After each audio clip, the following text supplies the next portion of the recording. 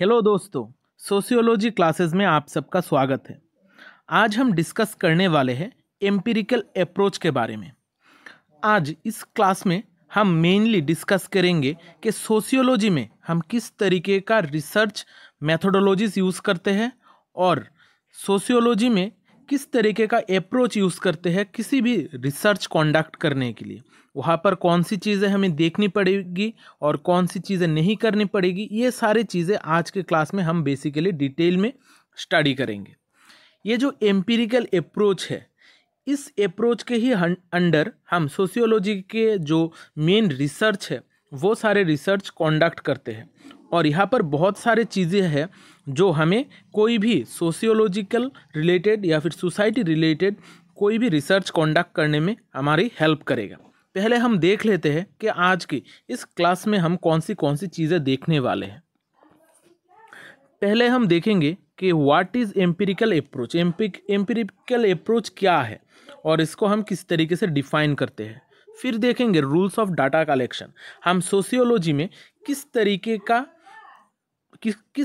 से data collect करते हैं, किस तरीके से रिसर्चर्स से जो लोग हैं उनसे किस तरीके का डाटा कलेक्ट करते हैं। फिर देखेंगे कल्चरल रिलेटिविज्म, मतलब एक कल्चर दूसरे कल्चर से किस तरीके से रिलेट करता है और इसको समझना हमारे सोशियोलॉजिकल पर्सपेक्टिव से क्यों इम्पॉर्टेंट है। फिर देखेंगे problems in data collection. Data collection में क्या क्या प्रॉब्लम आ सकती है, दिक्कतें आ सकती है। फिर देखेंगे कॉमन सेंस वर्सेस साइंस। यहाँ पर डिफरेंस देखेंगे कॉमन सेंस और साइंस में। हमारा कॉमन सेंस नॉलेज हमें क्या कहता है और हमारा साइंटिफिक नॉलेज किस तरीके से, ये दोनों में अंतर हम कर सकते हैं। फिर देखेंगे हमारा एथिकल क्वेश्चन।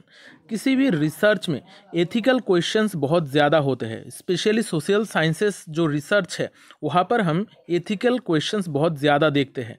कौन सी चीज़ एथिकल है, कौन सी चीज़ एथिकल नहीं है, ये सारे चीज़ें आज के क्लास में हम डिटेल में स्टडी करेंगे। अगर आप मेरे क्लासेस में नए हैं तो चैनल को सब्सक्राइब कर लेना और वीडियो को लाइक और शेयर ज़रूर करना, क्योंकि शेयरिंग इज़ केयरिंग। इस चैनल पे आपको सोशियोलॉजी रिलेटेड सारे वीडियोस मिलेंगे।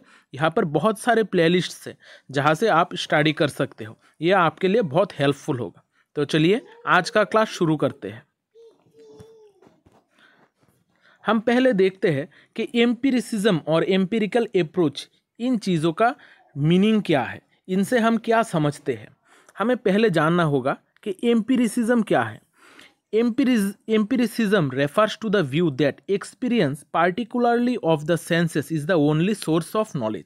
एम्पिरिसिज्म में हमें बताया जाता है कि हमारा जो एक्सपीरियंस है, हमारा जो सेंसेस है, उन सेंसेस से ही हमारा मेन नॉलेज हम कलेक्ट कर सकते हैं।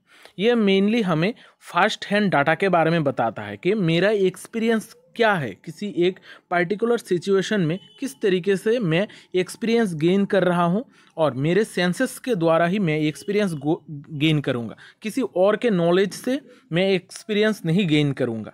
इसलिए एम्पिरिसिज्म हमारे सोशियोलॉजी के और सोशल साइंसेस के रिसर्च में बहुत ज़्यादा इम्पॉर्टेंट है, क्योंकि ये एक फास्ट हैंड मेथड है डाटा कलेक्शन का। अब देखते हैं एम्पिरिकल अप्रोच क्या कहता है, किसको हम एम्पिरिकल अप्रोच कहते हैं।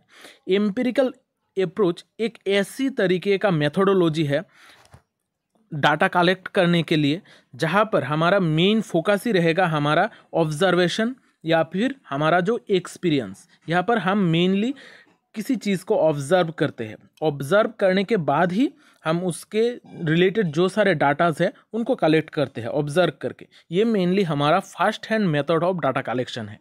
यहाँ पर कोई सेकंड हैंड चीज़ नहीं है कि दूसरे रिसर्चर ने क्या कलेक्ट किया है उसके बेसिस पे हम नहीं लिखते हैं।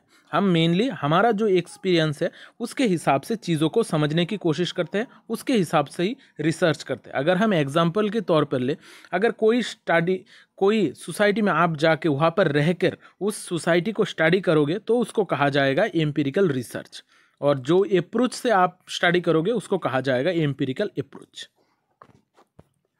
अब देखते हैं रूल्स ऑफ डाटा कलेक्शन।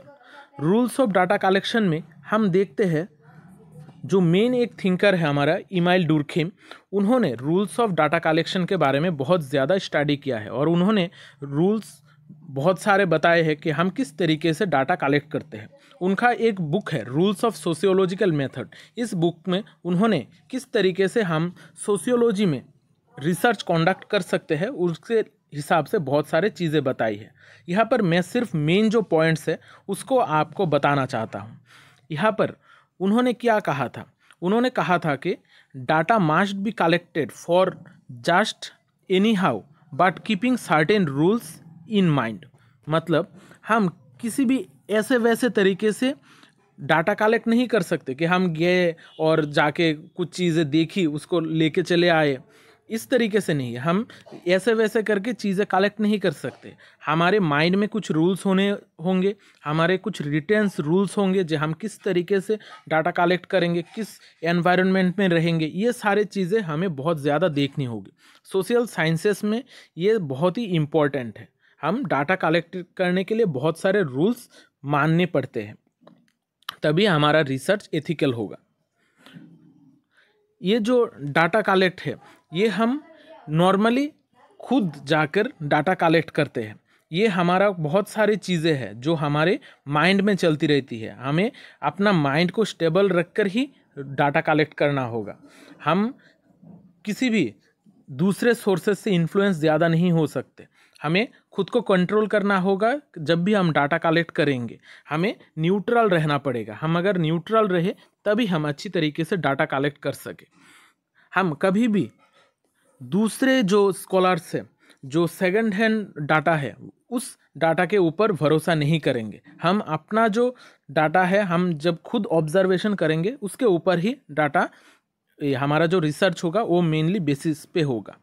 यहाँ पर आर्म चेयर स्कॉलर्स के हिसाब से सोशल साइंसेस में हम रिसर्च नहीं करेंगे। आर्म चेयर स्कॉलर्स क्या है? आर्म चेयर्स मतलब जो घर बैठ के दूसरों के रिसर्च को स्टडी करके अपना किताब लिखते हैं या फिर अपना रिसर्च लिखते हैं। इस तरीके से हम सोशल साइंसेस में नहीं कंडक्ट कर सकते हैं रिसर्च। सोशल साइंसेस में खुद को जाके चीज़ों को ऑब्जर्व करना पड़ेगा, खुद को एक्सपीरियंस करना पड़ेगा। अब देखते हैं कल्चरल रिलेटिविज्म। कल्चरल रिलेटिविज्म का कॉन्सेप्ट हमारे सोशल साइंसेस में बहुत ज़्यादा ज़रूरी है। हमें समझना होगा कि ये कल्चरल रिलेटिविज्म क्या है। कल्चरल रिलेटिविज्म एक ऐसा कॉन्सेप्ट है जहाँ पर हम बहुत सारे कल्चर्स को एक साथ रिलेट करते हैं। यहाँ पर हम समझते हैं कि हर कल्चर का अलग अलग अपने कैरेक्टरिस्टिक्स है, अलग अलग फीचर्स है। हर कल्चर का अपना हिसाब से चलना होता है। कोई भी कल्चर गलत नहीं है। आप अगर कोई इंसान हो, अगर मैं एग्जांपल के तौर पर लूँ, अगर मैं किसी भी ट्राइब्स में चला जाऊँ जो लोग बहुत ही बुरी तरीके से रहते हैं, जिनका घर बार नहीं है, जो जंगलों में रहते हैं, हम उनको अपने हिसाब से नहीं सोच सकते। हम उनको ऐसा नहीं कह सकते अरे वो तो बहुत ख़राब सिचुएशन में है। ऐसा नहीं, हमें उनके वहाँ पर जाके वहाँ पर रहकर हमें अच्छी तरीके से स्टडी करना होगा कि उनका कल्चर का पर्सपेक्टिव क्या है, वो लोग क्यों इस तरीके से रह रहे हैं। तभी हमें उस स्टडी का मेन मोटिव हमें मिलेगा। हम अच्छी तरीके से रिसर्च कंडक्ट कर सकते हैं। हमें जब भी सोशल साइंसेस में रिसर्च करना हो तो हमें एथिकली और इमोशनली न्यूट्रल रहना पड़ेगा। मतलब हम कभी भी इमोशनल नहीं हो सकते और हमें सच्चाई से अपना एथिक्स बजाय रखकर ही रिसर्च कंडक्ट करना होगा। और कल्चरल रिलेटिविज्म का जो पर्सपेक्टिव्स है इसको बहुत अच्छी तरीके से मानना होगा। किसी भी कल्चर को हम छोटा नहीं कह सकते, किसी भी कल्चर को बड़ा नहीं कह सकते। हमें न्यूट्रल तरीके से ही काम करना होगा। अब देखते हैं प्रॉब्लम्स एनकाउंटर्ड इन डाटा कलेक्शन। डाटा कलेक्शन के टाइम हम किस तरीके का प्रॉब्लम्स पा सकते हैं। हम बहुत सारे प्रॉब्लम्स देख सकते हैं जब भी हम साइंटिफिक अप्रोच की बात करें सोशल साइंसेस में। यहाँ पर बहुत सारे प्रॉब्लम्स है डाटा कलेक्शन के रिगार्डिंग। यहाँ पर बहुत सारे प्रॉब्लम्स है, आइडियाज़ है जो हमें बहुत ज़्यादा इन्फ्लुएंस कर सकता है। हम ह्यूमंस हैं, हमें सब कुछ अपने हिसाब से सोचना है। हम जब भी डाटा कलेक्ट करेंगे तो उस सिचुएशन के हिसाब से, उस पर्सपेक्टिव से सोचना होगा। हम कभी भी अपने आप को कुछ एक्स्ट्रा नहीं कर सकते। अगर हम एग्जाम्पल के तौर पे ले, जो मास्कुलिनिटी और फेमिनिनिटी है, ये दोनों जो चीज़ें हैं ये अलग अलग सोसाइटी में, अलग अलग सोशल सिस्टम में अलग तरीके से काम करता है।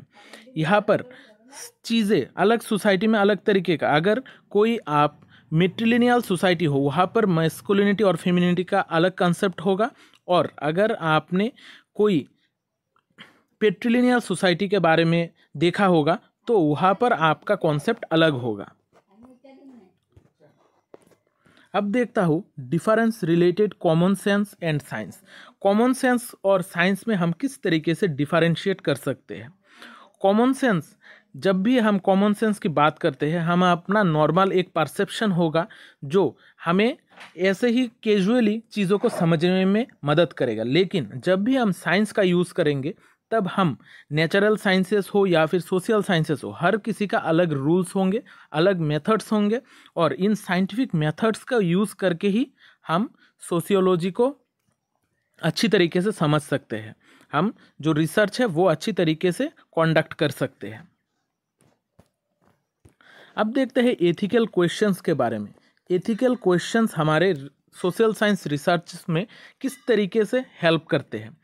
हम जब भी किसी भी साइंटिफिक रिसर्च कंडक्ट करेंगे तब हम देखेंगे कि हमारे मॉरली बायस होंगे, कि किसी भी चीज़ के प्रति हमारा अलग तरीके का लगाव होता है। जैसे अगर हम कोई रिलीजन को स्टडी करेंगे, अगर आप हिंदुइज्म को स्टडी कर रहे हैं तो आपका मॉरल बेसिस अलग तरीके होगा। अगर आप हिंदू ही है और आप हिंदू को बारे में स्टडी कर रहे हैं तो आप मॉरली बायस होंगे कि नहीं, हमारा जो धर्म है वो बहुत अच्छा है। यहाँ पर आपको राइट और रॉन्ग में थोड़ा बहुत पहले से ही परसेप्शन होगा। लेकिन हम जब भी इस चीज़ को स्टडी करने की कोशिश करेंगे सोशल साइंसेस में, तब हमें न्यूट्रल रहना होगा। हम किसी भी चीज़ को सुप्रीमेसी नहीं दे सकते, हम किसी भी चीज़ को बड़ा नहीं कह सकते। हम न्यूट्रली सारे चीज़ों को, फैक्ट्स को समझने की कोशिश करेंगे।